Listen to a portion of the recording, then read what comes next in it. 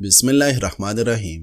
محترم ناظرین، بحث اور لڑائی کے دوران اکثر زیادہ وسعت اختیار کرنے والا بندہ صحیح مکفر ہوتا ہے۔ اپنی نعمتوں کو ان لوگوں کے سامنے ظاہر نہ کریں جو آپ سے حسد رکھتے ہوں۔ اگر حسد معمولی چیز ہوتا تو کبھی بھی سورۃ الفلق میں حسد کرنے والوں کی شر سے پناہ مانگنے کی تلقین نہ کی جاتی۔ راجح قول کے مطابق مسلمان والدین کے بچوں سے سوالاتی قبر نہیں ہوگی، مشرکین کے بچوں سے سوالاتی قبر ہوگی یا نہیں، اس باب میں امام اعظم ابو حنیفہ رحمۃ اللہ علیہ نے خاموشی اختیار فرمائی ہے۔ بعض علماء نے فرمایا کہ مسلمانوں کے بچوں سے بھی سوالاتی قبر ہوگی، لیکن منکر نکیر سوال کر کے بچے کو جواب سکھا دے گی اور بچہ اس کے مطابق جواب دے دے گا۔ منکر نکیر ان سے سوالات کرے گی اور ان کو جواب کی تلقین کرے گی، اس طرح کہ پہلے پوچھے گے تمہارا رب کون ہے، پھر خود ہی جواب بتائے گی کہ کہو اللہ، اور ایسا ہی دیگر سوالات میں بھی ہوگا۔ ناظرین، حضرت ابن عباس رضی اللہ عنہ فرماتے ہیں کہ عین دوپہر کے وقت حضرت ابوبکر رضی اللہ عنہ گھر سے نکل کر مسجد کی طرف چلے۔ حضرت عمر رضی اللہ عنہ نے دیکھا تو فرمایا اس وقت نکلنے کی کیا ضرورت پیش آئی؟ ابوبکر رضی اللہ عنہ نے فرمایا شدت بھوک کی وجہ سے گھر سے نکلا ہوں۔ تو حضرت عمر رضی اللہ عنہ نے کہا اللہ کی قسم میں بھی شدت بھوک کی وجہ سے گھر سے نکلا ہوں۔ دونوں حضرات میں ابھی یہ گفتگو ہو رہی تھی کہ اچانک نبی کریم صلی اللہ علیہ وسلم گھر سے نکلی اور ان حضرات کے پاس تشریف لے آئے اور فرمائے اس نامناسب وقت میں کیسے؟ ہم نے عرض کیا یا رسول اللہ صلی اللہ علیہ وسلم، اللہ کی قسم سوائے بھوک کے اور کسی چیز نے ہمیں نہیں نکالا۔ نبی کریم صلی اللہ علیہ وسلم نے فرمایا قسم ہے اس ذات کی جس کے قبضے میں میری جان ہے، میں بھی بھوک کی وجہ سے نکلا ہوں۔ پھر آپ صلی اللہ علیہ وسلم نے فرمایا آؤ چلے۔ یہ تینوں حضرات ابو ایوب انصاری رضی اللہ عنہ کے گھر آئے تو ان کی بیوی نے کہا حضور صلی اللہ علیہ وسلم اور ان کے ساتھیوں کو مرحبا ہو۔ آپ صلی اللہ علیہ وسلم نے پوچھا ابو ایوب کہاں ہیں؟ انہوں نے یہ بات سن لی اور اپنے باغ سے آئے اور کہا حضور صلی اللہ علیہ وسلم اور ان کے ساتھیوں کو مرحبا ہو۔ پھر عرض کیا آقا اس وقت تو آپ تشریف نہیں لایا کرتے تھے۔ آپ صلی اللہ علیہ وسلم نے فرمایا تو نے ٹھیک کہا۔ پھر حضرت ابو ایوب انصاری رضی اللہ عنہ باغ میں گئے اور کھجوروں کا ایک خوشہ جس میں سب قسم کی کھجوریں تھی لائے اور پیش کر دی۔ نبی کریم صلی اللہ علیہ وسلم نے فرمایا یہ کیا کیا؟ سب کھجوریں لائیں۔ حضرت ابو ایوب نے عرض کیا حضور مجھے یہ بات زیادہ پسند ہے کہ آپ اس کی فقیتر اور نیم فق نوش فرمائیں، میں ابھی بکری ذبح کرتا ہوں۔ نبی کریم صلی اللہ علیہ وسلم نے فرمایا اگر بکری ذبح کرنی ہو تو دودھ والی ذبح نہ کرنا۔ حضرت ابو ایوب رضی اللہ عنہ نے سال کا بچہ ذبح کیا اور اپنی بیوی سے کہا تو روٹی پکا۔ حضرت ابو ایوب رضی اللہ عنہ نے آدھا گوشت پکایا اور آدھا بونا۔ جب کھانا تیار ہو گیا اور آپ صلی اللہ علیہ وسلم کے سامنے رکھا گیا تو آپ صلی اللہ علیہ وسلم نے توڑا گوشت روٹی پر رکھ کر فرمائے اے ابو ایوب یہ فاطمہ کو دے آؤ، اس نے اس جیسا کھانا مدتوں سے نہیں کھایا۔ حضرت ابو ایوب رضی اللہ عنہ کھانا لے کر تشریف لے گئی۔ جب نبی کریم صلی اللہ علیہ وسلم اور ان کے ساتھی کھانا کھا چکے اور پیٹ بھر گیا تو آپ صلی اللہ علیہ وسلم نے فرمایا یہ روٹی اور گوشت اور کھجوریں خشک تازہ تر اور نیم پکی ہوئی۔ ان نعمتوں کا تذکرہ کرتے ہوئے آپ صلی اللہ علیہ وسلم کی آنکھیں آنسو سے بھر گئی اور فرمایا قسم اس ذات کی جس کے قبضہ میں میری جان ہے، یہ وہ نعمتیں ہیں جن کے متعلق تم سے قیامت کے دن سوال کیا جائے گا۔ ناظرین، انگور کا شربت مردانہ طاقت کو بڑھاتا ہے اور ہاضمے کو خراب ہونے سے بچاتا ہے۔ اگر کمزوری زیادہ ہو جائے تو کشمش اور دودھ ملا کر پیے۔ سونف کھانے سے منہ کی بدبو خوشبو میں تبدیل ہو جائے گی۔ ایک تحقیق کے مطابق غصہ انسان کے حافظے اور ذہن کو کمزور کر دیتا ہے اور جلدی بڑھاپا آنے کا سبب بنتا ہے۔ ناظرین، نبی کریم صلی اللہ علیہ وسلم کی خاص اونٹنی تھی جس کا نام قصوہ تھا۔ یہ اونٹنی حضرت ابوبکر صدیق رضی اللہ عنہ نے ہجرت سے 4 سال قبل خریدی تھی اور ہجرت کے سفر پر روانہ ہوتے ہوئے انہوں نے اسے آپ صلی اللہ علیہ وسلم کی خدمت میں پیش کی۔ آپ صلی اللہ علیہ وسلم نے اسے حضرت ابوبکر صدیق رضی اللہ عنہ سے پوری قیمت دے کر خرید لی۔ اس کے بعد یہ آپ کی وفات تک آپ صلی اللہ علیہ وسلم کے پاس رہی۔ اللہ تعالیٰ نے قصوہ کو وہ قوت عطا کی تھی کہ وہ وحی کا بار برداشت کر سکے علماء کرام کہتے ہیں کہ یہ واحد سواری تھی جو وحی کا بار برداشت کر سکتی تھی۔ آپ صلی اللہ علیہ وسلم اس پر سوار ہوتے اور اچانک آپ پر وحی کا نزول شروع ہو جاتا۔ وحی کے نزول کے وقت آپ صلی اللہ علیہ وسلم کا جسم اپنے وزن سے کئی گنا بھاری ہو جاتا، یہاں تک کہ اس کی تاثیر ارد گرد کی چیزوں پر بھی ہوتی تھی۔ ایک مرتبہ آپ صلی اللہ علیہ وسلم حضرت زید بن ثابت رضی اللہ عنہ کی ران پر سر مبارک رکھ کر آرام فرما رہے تھے کہ اچانک وحی کا نزول شروع ہو گئی۔ سیدنا زید رضی اللہ عنہ کہتے ہیں کہ اللہ کی قسم وحی کے بوجھ سے قریب تھا کہ میری ران کی ہڈی ٹوٹ جاتی۔ میں سمجھا کہ آج کے بعد میں اپنے پیروں پر نہیں چل سکوں گا۔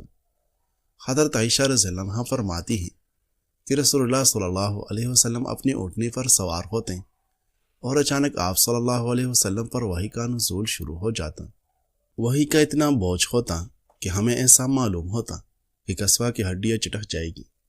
کسوہ رسول اکرم صلی اللہ علیہ وسلم کی خدمت میں 11 سال رہی۔ اس پر آپ صلی اللہ علیہ وسلم نے مکہ سے مدینہ ہجرت کی، غزوہ بدر تشریف لے گئی، صلح حدیبیہ اور عمرۃ قضاء کے سفروں میں اس پر سوار ہوئیں۔ کسوہ فتح مکہ اور حجۃ الوداع میں بھی آپ صلی اللہ علیہ وسلم کی شریک سفر رہی۔ آپ صلی اللہ علیہ وسلم کی وفات جہاں تمام صحابہ کرام کے لیے عظیم صدمہ تھا، وہاں کسوہ کے لیے بھی یہ سانحہ کسی مصیبت سے کم نہ تھا۔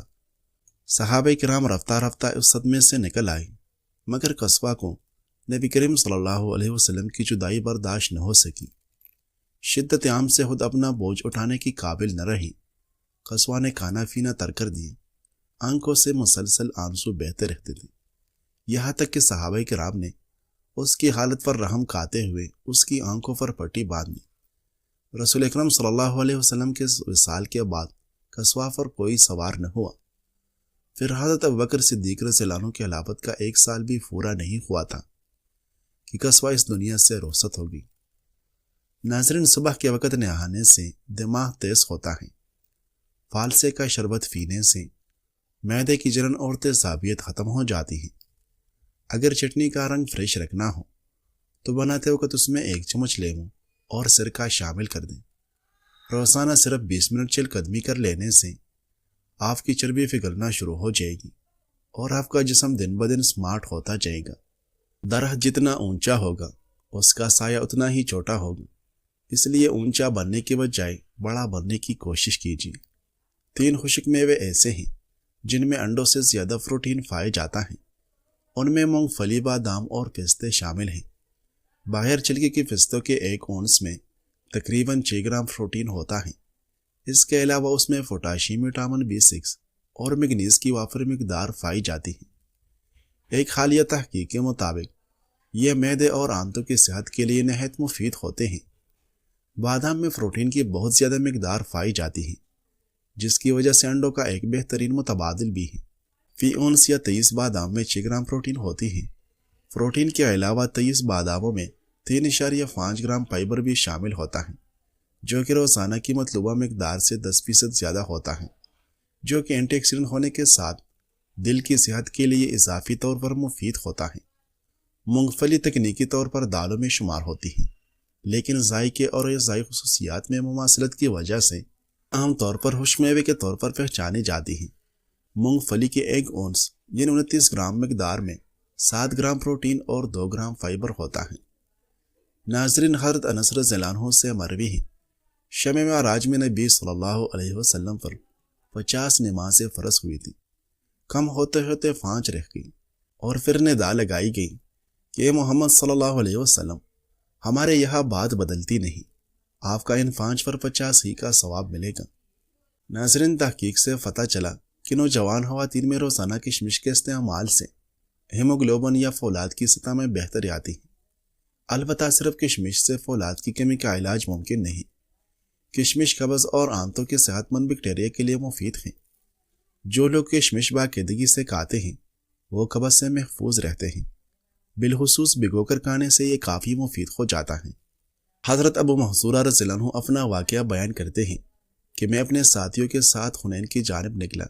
ہم راستے میں تھے کہ نبی اکرم صلی اللہ علیہ وسلم کا قافلہ حنین سے واپس آتا ہوا راستے میں ملا۔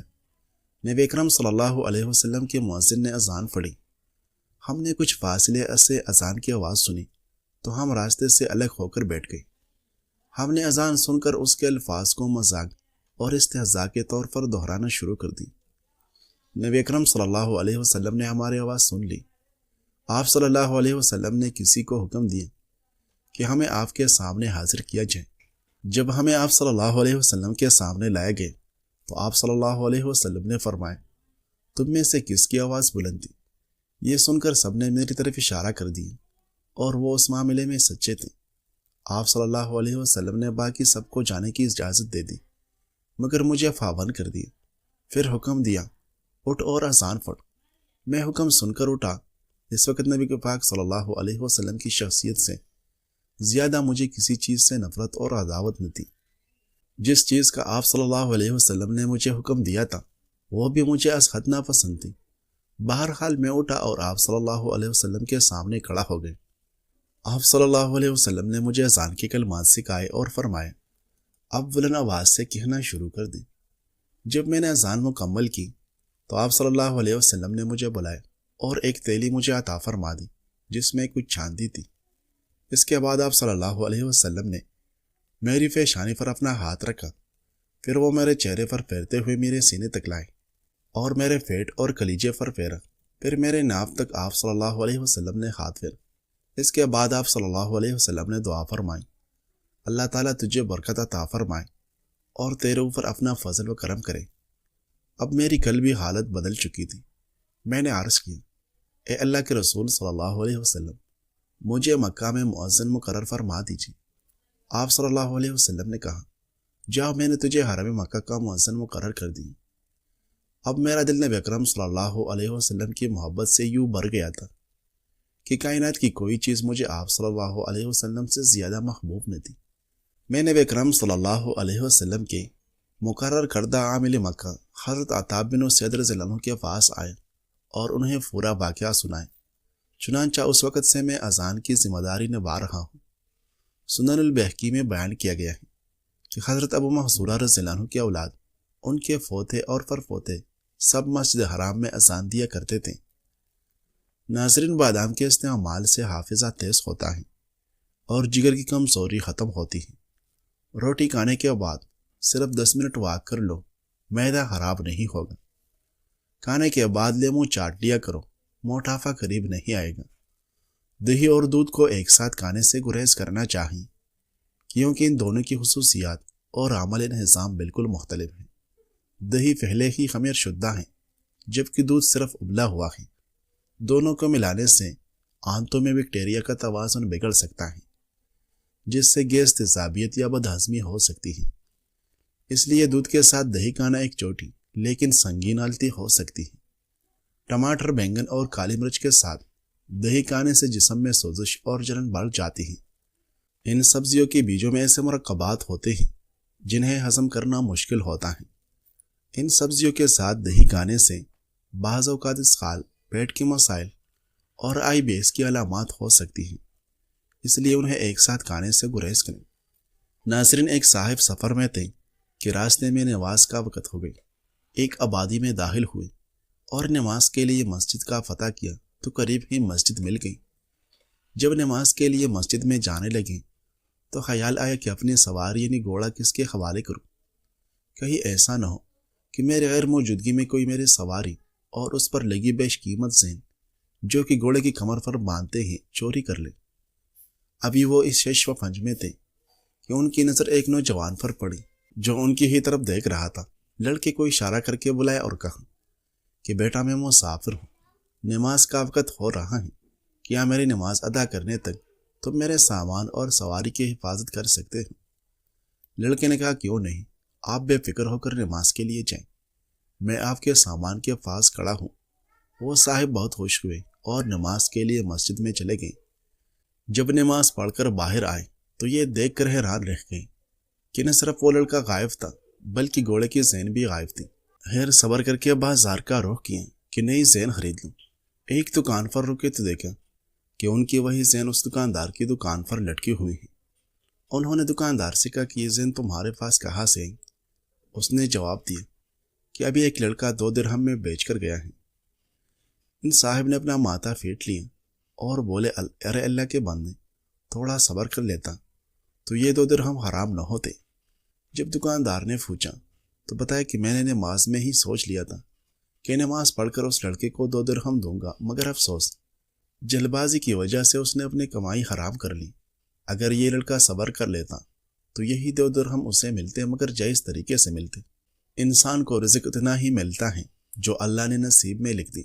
حرام یا حلال طریقہ سے حاصل کرنا ہمارے اختیار میں ہے۔